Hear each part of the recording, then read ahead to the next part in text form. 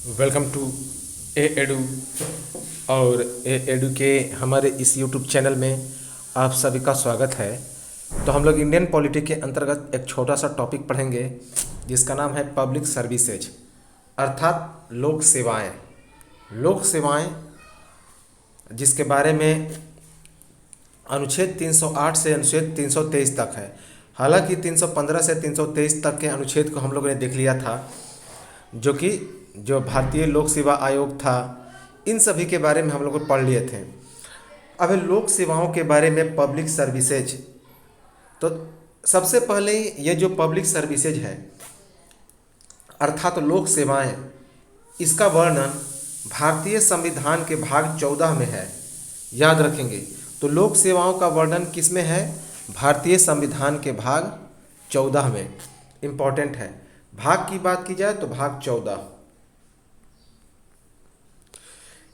इसके बाद अनुच्छेद की बात की जाए तो भारतीय संविधान के भाग 14 में अनुच्छेद 308 से अनुच्छेद 323 तक है। तो भारतीय संविधान का जो भाग 14 है वह आर्टिकल 308 से लेकर आर्टिकल 323 तक है, अनुच्छेद 308 से 323 तक। तो ये है लोक सेवाएं। अब भारतीय लोक सेवाएं होते कितने प्रकार की? तो 3 प्रकार की। अखिल भारतीय सेवाएं जिसे ऑल इंडिया सर्विसेज कहते हैं, केंद्रीय सेवाएं सेंट्रल सर्विसेज, और राज्य सेवाएं स्टेट सर्विसेज। तो ऑल इंडिया सर्विसेज, केंद्रीय सेवाएं सेंट्रल सर्विसेज, और राज्य सेवाएं स्टेट सर्विसेज। अखिल भारतीय सेवाओं के अंतर्गत 3 पोस्ट आते हैं। एक का नाम है IAS, इंडियन एडमिनिस्ट्रेटिव सर्विस, जिसे भारतीय प्रशासनिक सेवा कहते हैं। उसके बाद IFS, इंडियन फॉरेन सर्विस, भारतीय विदेश सेवा, और IPS, इंडियन पुलिस सर्विस, भारतीय पुलिस सेवा। तो अखिल भारतीय सेवाओं के अंतर्गत 3 प्रकार की सेवाएं आते हैं। कौन कौन? तो कौन कौन है? IAS, इंडियन एडमिनिस्ट्रेटिव सर्विस, भारतीय प्रशासनिक सेवा, IFS, इंडियन फॉरेन सर्विस, भारतीय विदेश सेवा, और IPS, इंडियन पुलिस सर्विस, भारतीय पुलिस सेवा। याद रखेंगे। तो ये 3 जो है अखिल भारतीय सेवाएं आते हैं। अब क्या है, केंद्रीय सेवाओं के अंतर्गत कौन कौन से विभाग आते हैं?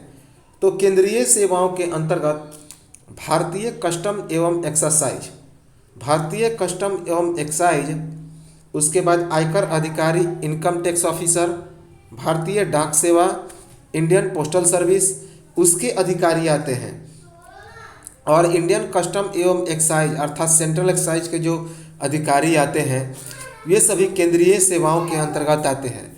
तो सेंट्रल सर्विसेज के अंतर्गत सेंट्रल एक्साइज और कस्टम डिपार्टमेंट के अधिकारी, भारतीय कस्टम एवं एक्साइज अधिकारी, इनकम टैक्स ऑफिसर आयकर अधिकारी, भारतीय डाक सेवा के अधिकारी अर्थात इंडियन पोस्टल ऑफिसर, ये सभी आते हैं।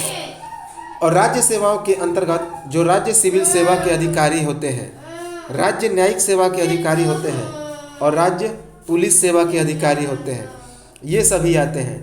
तो राज्य सेवाओं के अंतर्गत राज्य सिविल सेवा के अधिकारी, राज्य न्यायिक सेवा के अधिकारी, और राज्य पुलिस सेवा के अधिकारी आते हैं, जिसके अंतर्गत BDO, CO, SDO, SDPO ये सभी आते हैं, DSP। लोक सेवाओं का जन्म किस में हुआ था? तो ब्रिटिश काल में ही हो गया था। तो लोक सेवाओं का जन्म ब्रिटिश काल में ही हो गया था। केंद्र सरकार और राज्य सरकारें कानून बनाती है, और इस कानून को चलाने के लिए लोक सेवकों की आवश्यकता पड़ती है, और इन्हीं लोक सेवकों की मदद से सरकार की नीतियां आम जनता तक पहुंच पाती है। अतः इस प्रकार हम कह सकते हैं कि ये जो लोक सेवाएं हैं जनता और सरकार के बीच एक लिंक अर्थात कड़ी का काम करते हैं। तो चूंकि जो सेंट्रल गवर्नमेंट होते हैं और जो स्टेट गवर्नमेंट होते हैं वे क्या करते हैं? तो कानून बनाते हैं, और इस कानून को चलाने के लिए किसकी आवश्यकता पड़ती है? तो लोक सेवक अर्थात पब्लिक सर्वेंट की आवश्यकता पड़ती है, पब्लिक सर्विसेज की आवश्यकता पड़ती है। और इन्हीं लोक सेवकों की मदद से जो सरकार की पॉलिसीज है, नीतियां हैं, वे आम जनता तक पहुंच पाती है।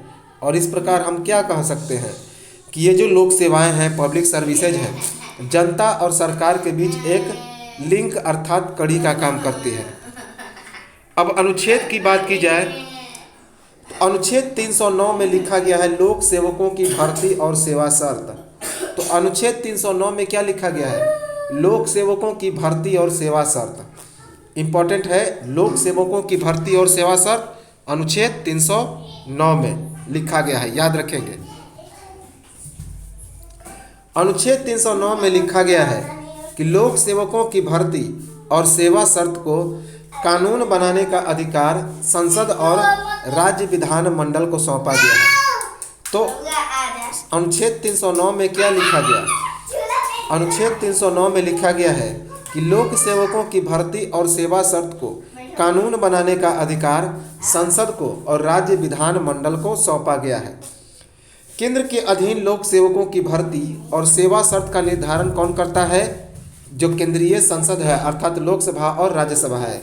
तो केंद्र के अधीन लोक सेवकों की भर्ती और सेवा शर्त का निर्धारण से केंद्रीय संसद करता है, जबकि राज्य के अधीन लोक सेवकों की भर्ती और सेवा शर्त का निर्धारण राज्यों के विधान मंडल करते हैं, याद रखेंगे। केंद्र के अधीन भर्ती और सेवा शर्तों के लिए कानून नहीं बना लेते तब तक केंद्रीय लोक सेवकों की भर्ती राष्ट्रपति के द्वारा होगी, जबकि राज्य के अधीन भर्ती और सेवा शर्तों के लिए कानून नहीं बना लेते तब तक राज्य लोक सेवकों की भर्ती किसके द्वारा होगी? राज्यपाल के द्वारा, याद रखेंगे। अनुच्छेद 310 में लिखा गया है, अनुच्छेद 310 में लिखा गया है लोक सेवकों का कार्यकाल। तो अनुच्छेद 310 में क्या लिखा गया है? लोक सेवकों का कार्यकाल। वर्तमान में लोक सेवकों की नियुक्ति लोक सेवा आयोग की ओर से परीक्षा के माध्यम से राष्ट्रपति अथवा राज्यपाल करते हैं। तो केंद्रीय जो लोक सेवक हैं उनकी भर्ती राष्ट्रपति करते हैं परीक्षा के माध्यम से और राज्यपाल करते हैं राज्यों में। तो वर्तमान में लोक सेवकों की नियुक्ति लोक सेवा आयोग की ओर से परीक्षा के माध्यम से राष्ट्रपति अथवा राज्यपाल करते हैं। अनुच्छेद 310 में लिखा गया है लोक सेवकों का कार्यकाल। अनुच्छेद 310 में लिखा गया है कि केंद्र सरकार के सभी लोक सेवक राष्ट्रपति के प्रसाद पर्यंत पर निर्भर करते हैं। तो अनुच्छेद 310 में क्या लिखा गया है कि जो केंद्रीय लोक सेवक हैं, केंद्र सरकार के जितने सारे लोक सेवक हैं वे राष्ट्रपति के प्रसाद पर्यंत पर निर्भर हैं, जबकि राज्यों के अंतर्गत जो लोक सेवक हैं वे राज्यपाल के प्रसाद पर्यंत पर निर्भर होते हैं, याद रखेंगे।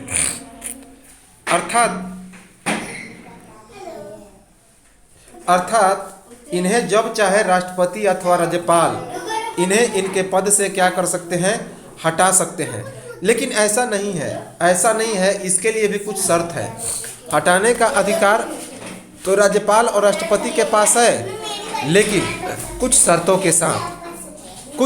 के साथ, याद रखेंगे, इम्पोर्टेंट है।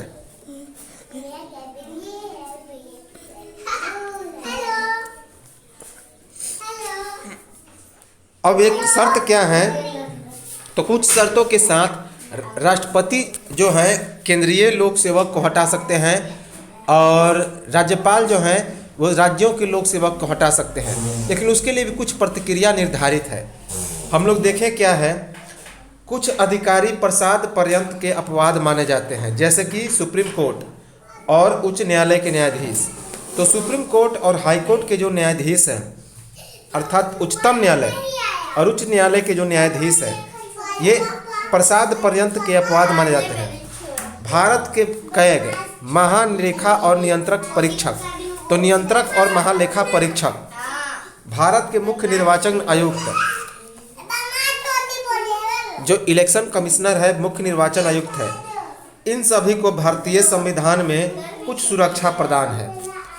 तो कुछ जो लोक सेवक होते हैं, कुछ अधिकारी होते हैं, वे राष्ट्रपति के प्रसाद पर्यंत के अपवाद माने जाते हैं। अर्थात इन्हें क्या है, जैसे कि उच्चतम न्यायालय और उच्च न्यायालय के न्यायाधीश, सुप्रीम कोर्ट और हाई कोर्ट के न्यायाधीश, याद रखेंगे। भारत के CAG नियंत्रक एवं महालेखा परीक्षक, भारत के मुख्य निर्वाचक आयुक्त, इन सभी को भारतीय संविधान में कुछ प्रोटेक्शन दिया गया है, सुरक्षा प्रदान है। अनुच्छेद 311 में लिखा गया है लोक सेवकों को उनके पद से हटाना। तो अनुच्छेद 311 में क्या लिखा गया है, लोक सेवकों को उनके पद से कैसे हटाया जाएगा। तो लोक सेवकों को उनके पद से हटाने की प्रक्रिया का वर्णन है अनुच्छेद 311 में। अनुच्छेद 311 के दो खंड हैं। तो अनुच्छेद 311 के दो उपखंड हैं। अनुच्छेद 311 के दो उपखंड हैं, 311(1) और 311(2). तो अनुच्छेद 311(1) और अनुच्छेद 311(2), ये अनुच्छेद 311 के दो उपखंड हैं, दो क्लॉज हैं।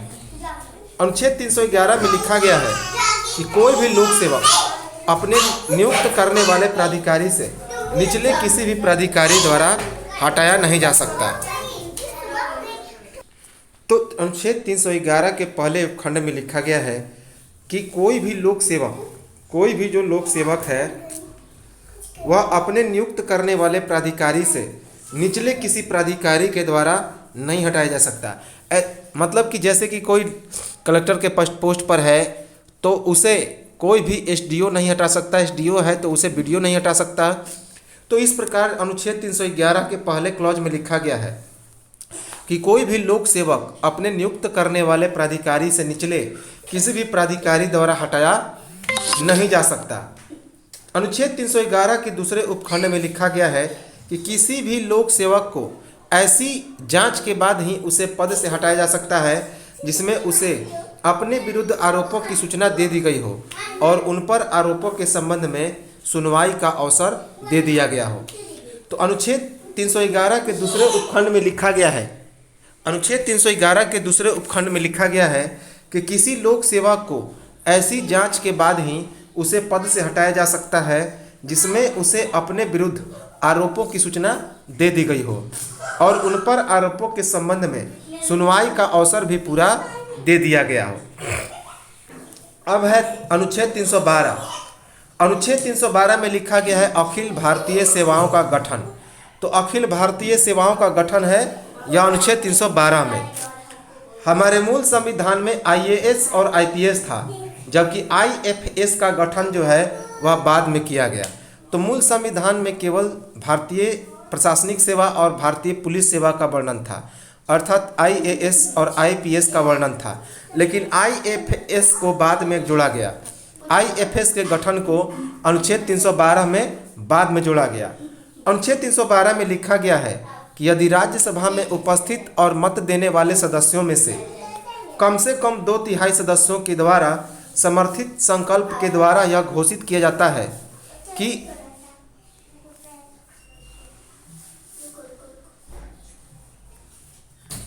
कि राष्ट्रीय जो लोक सेवा आयोग है उसमें ऐसा करना आवश्यक है कि तो संसद के विधि के द्वारा अखिल भारतीय सेवाओं के सृजन के लिए उपबंध कर सकेगी और यदि इसी आधार पर 1966 ईस्वी में IFS का गठन किया गया। तो अनुच्छेद 312 में क्या लिखा गया है कि राज्यसभा में उपस्थित और मत देने वाले सदस्यों में से कम 2/3 सदस्यों के द्वारा समर्थित संकल्प के द्वारा अगर यह घोषित किया गया है कि राष्ट्रीय हित के लिए ऐसा करना आवश्यक है, यदि राष्ट्रीय हित के लिए ऐसा करना आवश्यक है कि संसद विधि द्वारा अखिल भारतीय सेवाओं के सृजन के लिए कोई उपबंध करेगी, तो इसी आधार पर 1966 ईस्वी में IFS का गठन किया गया। तो बस इतना याद रखेंगे कि अनुच्छेद 312 में 1966 ईस्वी में राष्ट्रीय हित को देखते हुए IFS का गठन किया गया। किसके द्वारा? तो संसद के द्वारा कानून बनाकर। अब है अनुच्छेद 313। अनुच्छेद 313 में लिखा गया है संक्रमणकालीन उपबंध। तो अनुच्छेद 313 में लिखा गया है संक्रमणकालीन उपबंध। तो अनुच्छेद 313 में कुछ संक्रमणकालीन उपबंध की चर्चा थी जो अब हटा दिया गया है। तो अनुच्छेद 313 में क्या लिखा गया है? संक्रमणकालीन उपबंध। अनुच्छेद 313 में लिखा गया है संक्रमणकालीन उपबंध। अनुच्छेद 313 में कुछ संक्रमणकालीन उपबंध की चर्चा थी जिन्हें अब हटा दिया गया है। लोक सेवाओं का गठन ब्रिटिश काल में ही हुआ था। जब संविधान लागू हुआ तो ब्रिटिश काल के ही लोक सेवा को अपने में लागू रखा, जो भारत के लिखित संविधान से क्या कर रहे थे, तो मैच कर रहे थे। पर जो भारत के लिखित संविधान से मैच नहीं कर रहे थे उन्हें संक्रमणकालीन उपबंध में रख दिया गया और कहा गया कि इन्हें आगे चलकर समाप्त भी किया जा सकता है और अब इसे हटा भी दिया गया है। तो अनुच्छेद 313 में कुछ संक्रमणकालीन उपबंध की चर्चा थी लेकिन उन्हें अब हटा दिया गया है। लोक सेवाओं का गठन ब्रिटिश काल में ही हुआ था। जब संविधान लागू हुआ तो ब्रिटिश काल के ही लोक सेवाओं को अपने में लागू रखा गया, जो भारत के लिखित संविधान से क्या कर रहे थे, मैच कर रहे थे। लेकिन जो भारत के लिखित संविधान से मैच नहीं कर रहे थे तो उन्हें संक्रमणकालीन उपबंध में रख दिया गया और कहा गया कि इन्हें आगे चलकर समाप्त भी किया जा सकता है और इसे अब समाप्त भी कर दिया गया है। अनुच्छेद 313 को भारतीय संविधान से अब हटा दिया गया। तो अनुच्छेद 314 को क्या किया गया है, तो भारतीय संविधान से हटा दिया गया। तो ये तो था छोटा सा टॉपिक लोक सेवा अर्थात पब्लिक सर्विसेज। और इस प्रकार जो अनुच्छेद जो 14 है यह पूरी तरह से समाप्त हो गया। तो सेशन कैसा लगा कमेंट जरूर करें। तो मिलते हैं हम लोग नेक्स्ट वीडियो में, तब तक नमस्कार, जय हिंद।